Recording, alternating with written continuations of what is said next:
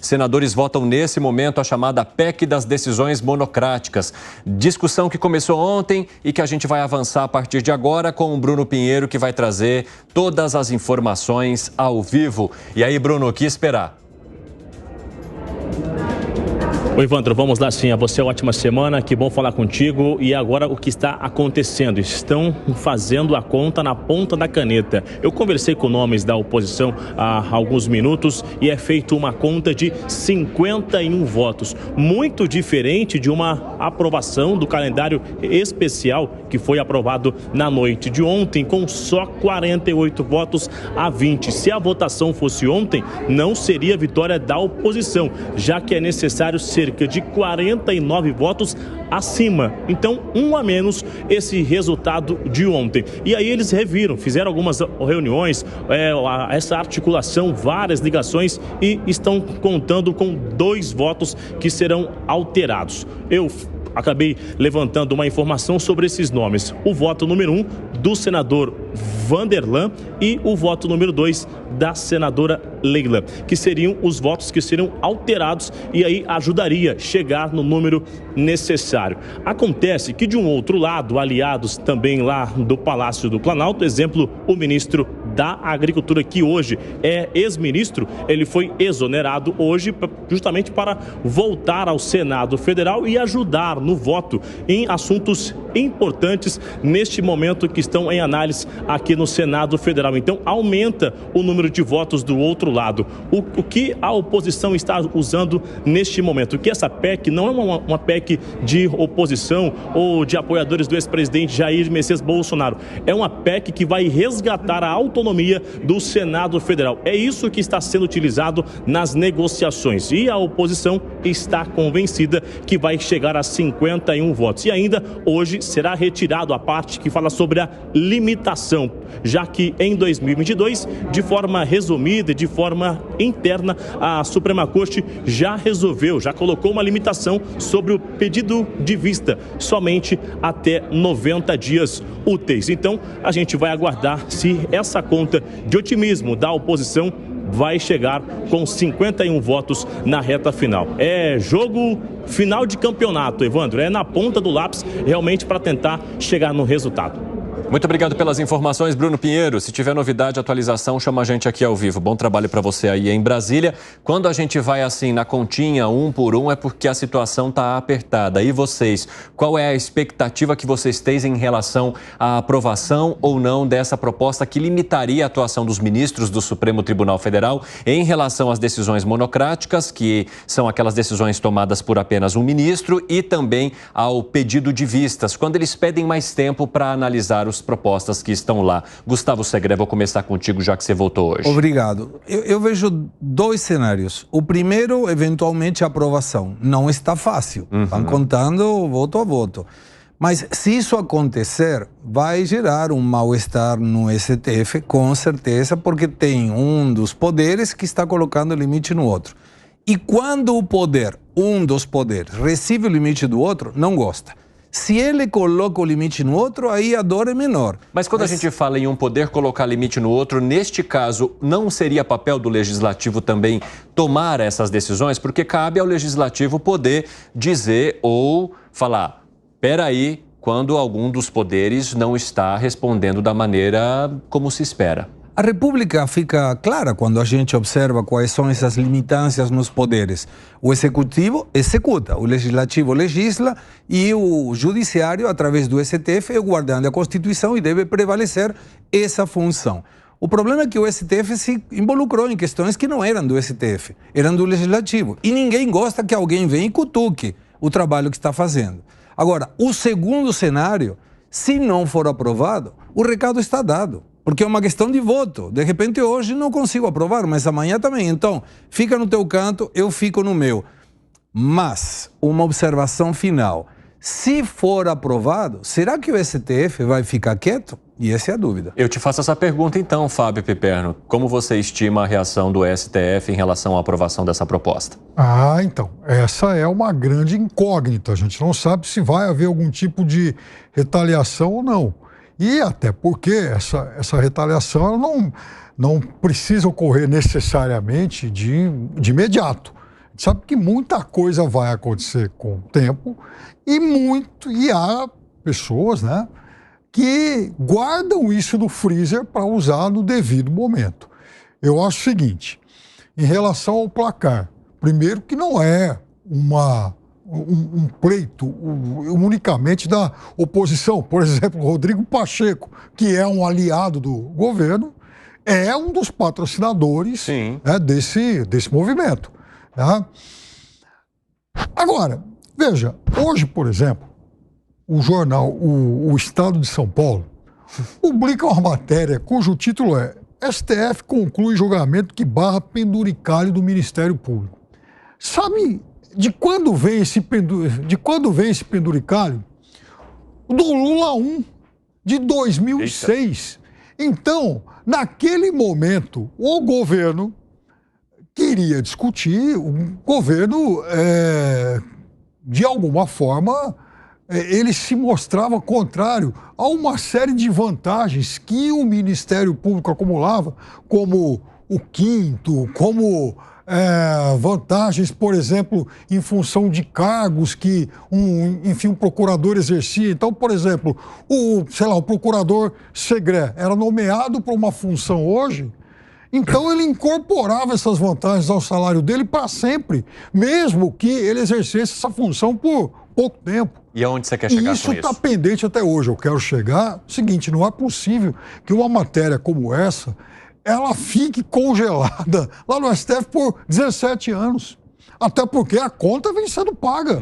Se o governo daquela época reclamou que ele não queria pagar isso significa que todos os outros que vieram depois pagaram. Ou seja, haveria um pedido de retroativo também a exemplo. É curioso isso. É curioso que nesse caso não é retroativo. Eles não têm que devolver o dinheiro de 17 anos. O pagador de imposto tem que pagar lá atrás. Agora, para quem recebe benefício, não precisa ser retroativo.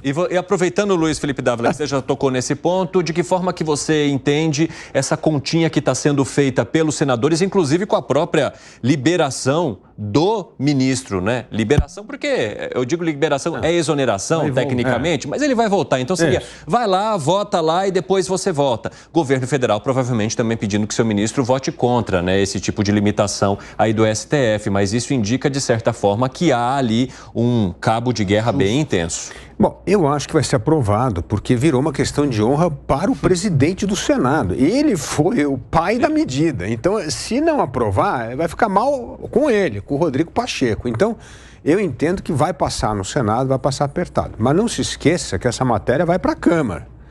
E aí eu não sei qual é o apetite do Arthur Lira para colocar isso em votação com a celeridade que o Senado votou a matéria. Então isso aí também pode ficar lá na gaveta do Arthur Lira por um tempo.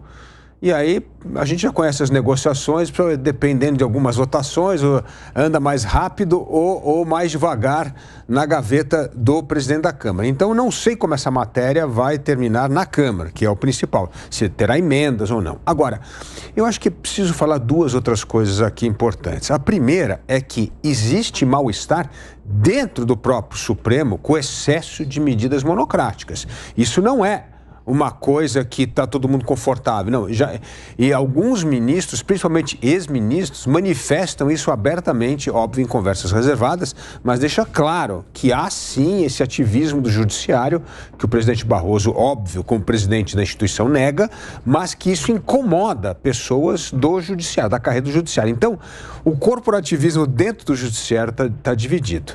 Mas é uma no cravo e uma na ferradura, né, o Piperno? Porque não aprovou o quinquênio, ou seja, cancelou a história dos quinquênios, que é um absurdo, mas o presidente Barroso, aprovou lá agora um novo benefício para que quem trabalhar muito no judiciário, 3, 4 dias, que é muito cansativo, vai ter mais um dia de férias. Ô, meu pai. Então, aqui esse poder que é a única categoria do Brasil que tem direito a 60 dias de férias, agora se trabalhar um pouquinho mais, 3 dias a mais, ganha mais um. E olha só, E não é para gozar de 90 dias de férias, é para converter, é para vender férias. É uma coisa inacreditável as coisas que estão acontecendo no Poder Judiciário brasileiro. É escancarado o poder do corporativismo e o jeito que eles modificam as regras. Como é que um poder que deveria zelar pelas leis viola a lei do país?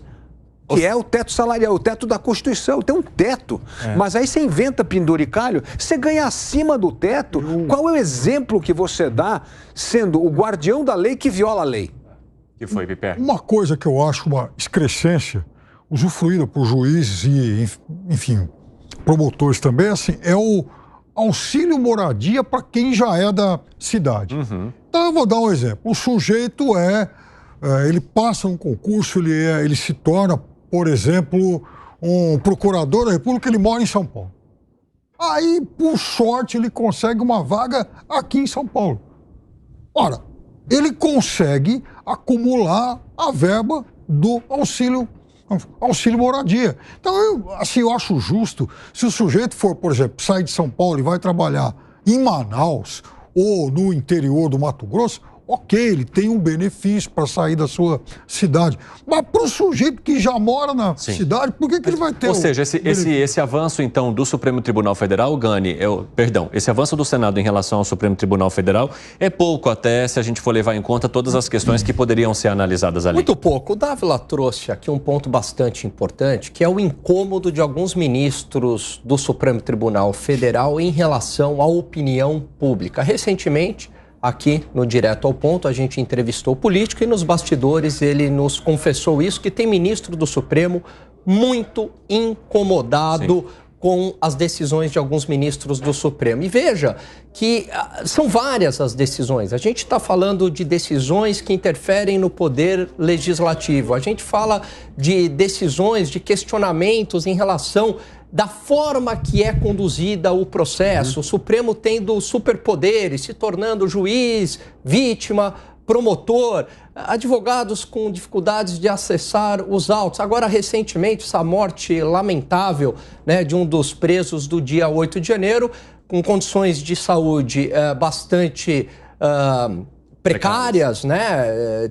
Acho que era hipertenso, diabético, tinha uma série de sequelas, com um parecer da PGR dizendo, né, que ele tinha essas enfermidades e deveria ser solto, e aí, sei lá o que aconteceu, e se manteve preso. Então, assim, tem muita reação da sociedade civil contrário, né, ao que está acontecendo no Supremo Tribunal Federal. Então, o Senado, essa reação do Senado, para falar a verdade, é uma reação até tardia, e eu vejo que muito justa. A gente pode aqui discutir como se daria esta reação do Senado. Se deve ser por colocando limites a decisões monocráticas, se o Congresso vai ter a palavra final, mas o ponto que eu acho mais importante, é muito emblemático o que está acontecendo, porque significa que o Congresso Nacional está dando uma resposta dentro das 4 linhas ao Supremo Tribunal Federal, que vem esticando a corda e atropelando os limites constitucionais há um bom tempo. Fala, Segredo.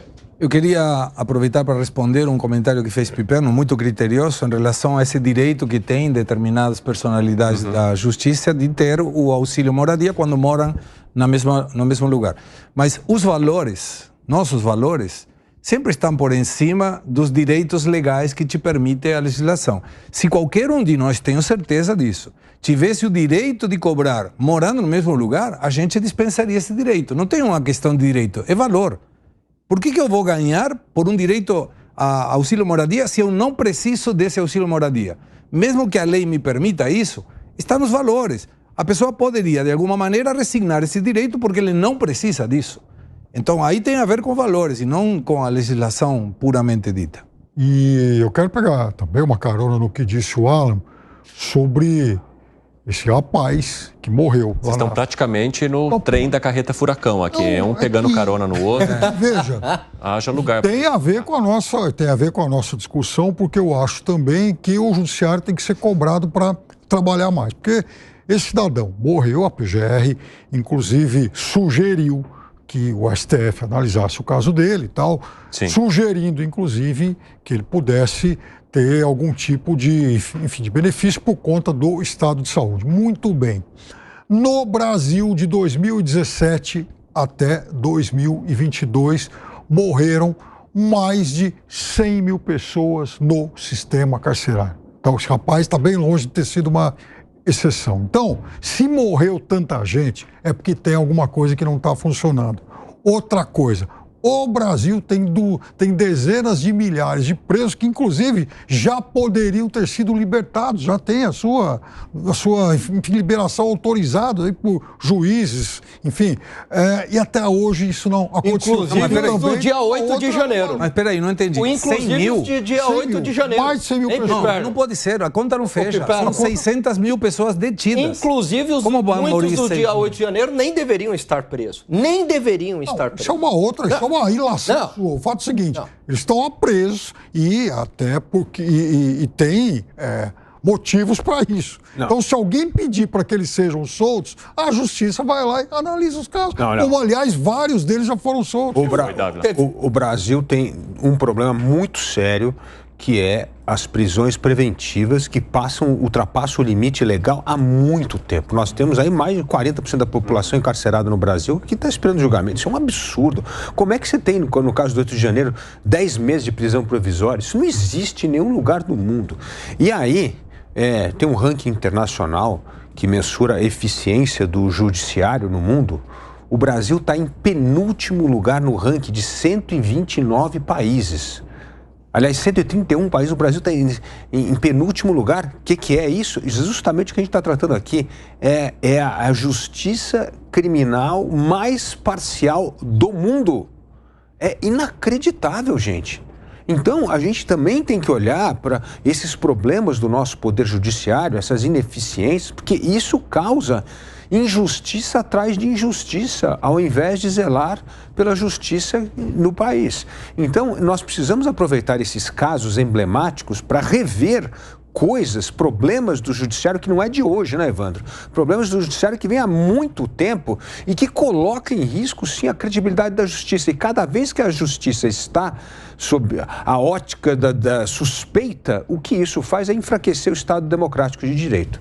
Há uma impressão de que a justiça ela está num lugar intocável, né? Então que as pessoas não possam modificar exatamente porque ela seria o poder máximo. Então você busca mudanças ou debate problemas em todos os outros setores, exceto na justiça? Olha, Evandro, eu acho que você levantou uma questão que é fundamental, porque é lógico que o ativismo judicial, atropelando decisões do Congresso Nacional, incomoda bastante a população, mas eu não vejo que este é o maior incômodo. Basicamente, o maior incômodo é a sensação de impunidade que se tem. Então, a gente sabe que a justiça, recentemente, o próprio STF, soltou um bando de gente aí que estava envolvida com corrupção, né? Então, essa sensação de impunidade, peraí, a lei vale só para mim e não vale para aqueles poderosos?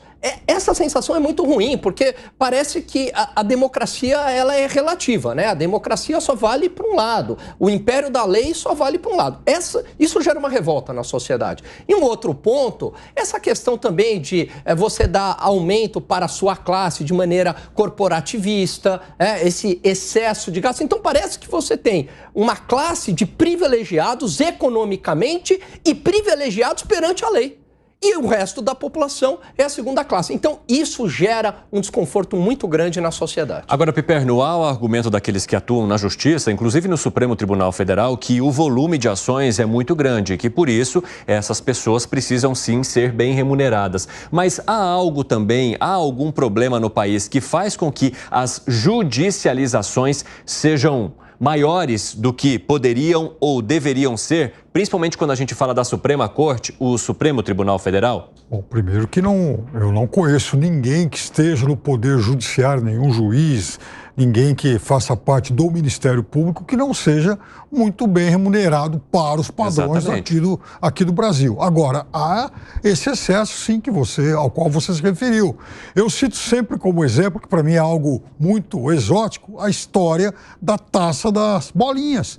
Uma disputa aí de futebol por uma taça, foi parar no STF, não é que... E não só foi parar no STF, como ficou vagando na Suprema Corte por muito tempo. Então, vejam, isso é um absurdo. E no caso das decisões monocráticas, eu sempre fiz uma ressalva aqui.